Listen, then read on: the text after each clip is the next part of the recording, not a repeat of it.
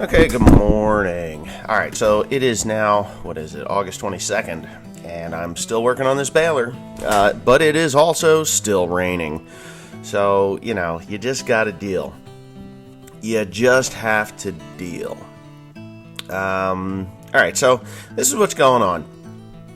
These balers are notorious for grabbing a piece of damp hay and carrying it up into the knotters, jamming the knotters up, breaking shear bolts and other crazy things like that. Knife arms are very common to break off on them. When you do this, bill hook tongues get broken off and stuff like that. So, what you need to do is figure out a way to prevent this from happening. And there are several different things you can do. You can just deal with it, like 90% of people do. Or you can go to the Maze Corporation, which they're a great group of guys out there. Very helpful. Jim at the Maze Corporation. Jim is a very knowledgeable individual. Had him on the phone yesterday. My neighbor Frank, he was over and looking at the things, the modifications and the things that I was doing to this baler that he hasn't seen before or done. And we're kind of brainstorming on how we can make these balers do things that they were not intended to do, like bale damp hay or silage hay, if you want to call it. I'm not baling silage hay, but I'm going to be baling hay that is somewhere in that 20-25% range, I'm sure. It's kind of normal for mulch hay production. So anyways, or you can just become an engineer of balers, and that seems to be what I am doing. Now, this baler, I could have put a power takeoff shaft on it and replaced those two bolts on the side of the plunger compression chamber, the bale chamber, compression bale chamber boards, and went to the field and baled probably a couple 5,000 bales without too much trouble. But I don't want to have any trouble, so I know there's some guys that are like, oh, you should have looked at that thing a little closer. You should have looked at it a little better. If you were half the guy that you claimed to be, you would have saw half the problems that were on that baler, and blah blah blah blah blah blah. Now, I know a lot of people say you got to stop reading the comments because comments are going to drive you to drink. Well, I actually enjoy reading the comments immensely. I really do. I like reading the good comments, the bad comments, but the blatant stupidity sometimes gets to me. It's like, oh my God, how many times do I have to say this? But anyway, the price that I paid for the baler, it will definitely be, it's worth it. Trust me, it is worth it. Even if I paid $25,000 for this baler, which I'm not paying $25,000 for the baler.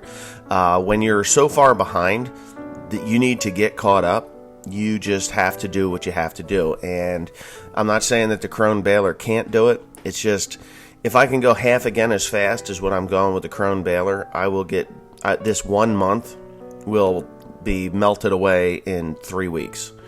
As long as this baler goes to the field and works the way it's supposed to. I have the help. I have the help, I have the ambition, and I have the drive to do this job. It's just a matter of let's get the weather to do it. So anyways, what I'm doing here is I'm building plunger face extensions. Now, nobody's heard of anybody doing this. There's plenty of room in the bale chamber and the stuffer section for these plunger face extensions to fit in there just fine. And, so what you have to do, God, what am I doing sitting around playing on the telephone? Good God, I should fire myself. But anyways, these plunger face extensions should be, they should work good.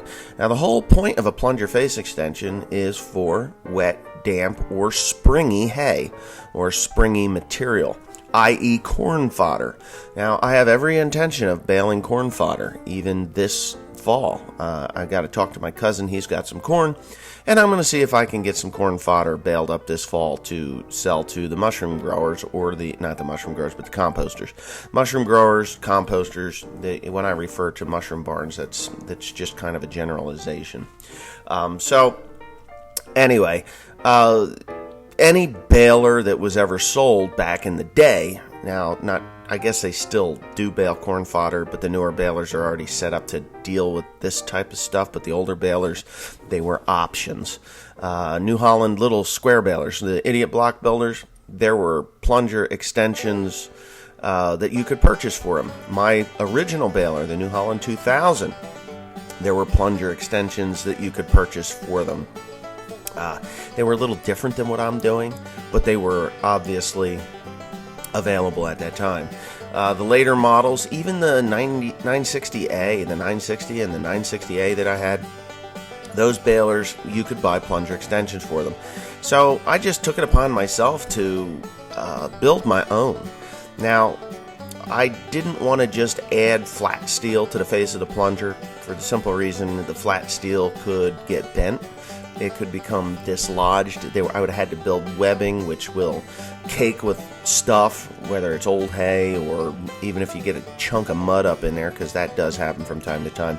So I decided that this was the best option, was to use square tubing. It would fit within the face of the plunger, and I could weld it at the top, the bottom, and a bead on either side. I didn't go crazy with welding it in, because if this does not work, I can get in there and chop it out, which is what I have intentions of doing if it doesn't work. So, but you know what? Nothing ventured, nothing gained. I've got about $150 worth of steel in this plunger face extension, and half a day's work, and hopefully everything goes the way I plan it to go. Talked to a couple of guys like Jim from the Maze Corporation. He actually was like, well, see how it works. And the guy that I bought the parts from, my neighbor, asked him about it, and he says, well, just watch him and see how it works. If it works, then go ahead and do it. Give it a shot. Just watch Pandy, see what Pandy does. If Pandy's works, and there you go. And the whole point of this is to actually take stress off of certain areas of the baler.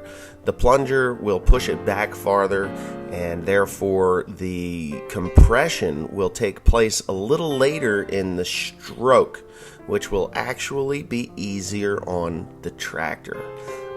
If you didn't know, what will happen is it'll push it back about 2 inches, 2.5 inches farther back into the plunger, into the bale chamber, but the new flake of hay will go up in at the very same time. It's not going to be any bigger than it ever was, but the compression arms, or the arms on the plunger, the crankshaft or the connecting rods on the plunger, they will actually be a little straighter by 2 inches before this slice of hay or this flake of hay is compressed into the back of the bale.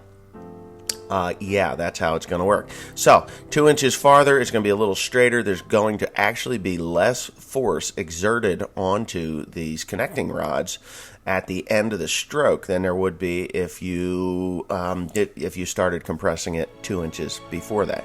So it'll be a little easier on the whole drive line of the tractor, the baler, and hopefully save some fuel, because these things are notorious to put a lot of strain on the tractor, and not like the Krone. Krone isn't like that. And we'll see what happens. Okay, so talk we're to you later. hot rodding the 4910 big baler. 4910. All right, you bastard. We got cursing, swearing dingleberries down below the baler. These are the bands that go on the inside of the stuffer chamber. So what we're doing, how many did you get off?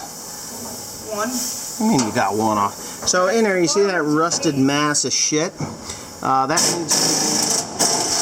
That needs to be lined with plastic in order to get it to really stuff well. So what I'm doing is pretty simple. I am cutting this, I'm going to cut this plastic here. We bought this a long time ago. We lined the mangers in the barn with it, so that we could sweep it out real easy when we were done, when the cows had slobbered on it enough and they weren't eating it very well. So I'm going to cut 2 pieces. I'm actually going to overlap it so that it's the full length all the way to the top, and I'm having them take the existing bolts out of that belly pan, and we're just going to drill holes through this right through the belly pan and get it in there, so that when I get that damp material into that baler, it just sweeps it right up into the bale chamber. Got another, I don't know if you saw this part yet, but these are the Plunger Faces. The Plunger Face Extension kits. So what I did was I chopped an inch out of the top or the bottom of them, both sides, so that this doesn't interfere with any of the hay stuffing in. It can come right up, and if it does hit this, it's just going to ramp it right up. And then this is what you're going to get. You're going to get a maximum of 2 inches of more push. So it's actually going to push the hay back into the bale chamber about 2 more inches, and that will hopefully, in theory, keep my needles from grabbing any unwanted wet hay material that might be relaxed into the path of the needles in the plunger. So hopefully that works. If it doesn't work, well, oh well. I've got another thing, another arsenal that I'm going to be putting up in there, another fine thing. These are the brushes that go on the top of the plunger, and what this does is as the needle comes up through, there's 2 of them, the needle will come up through and it'll wipe off anything that is on the needle before it gets into the knotter. So if there's any hay or material that's stuck on there, it will wipe it off and prevent knotter damage or knotter problems. So these are going to go in probably a little later today after I get this floor pan coated with plastic. Like I said, I'm running 2 pieces of plastic in there so that it is actually a 1/4 of an inch. I think this is 1/8 inch plastic. It is. It's 1/8 inch. So I'll get a 1/4 of an inch of plastic in there. And if one wears through within a year, no big deal. And you know, I will replace it with a solid piece of 1/4 inch next year if I still have the baler. So you can watch me do that crap.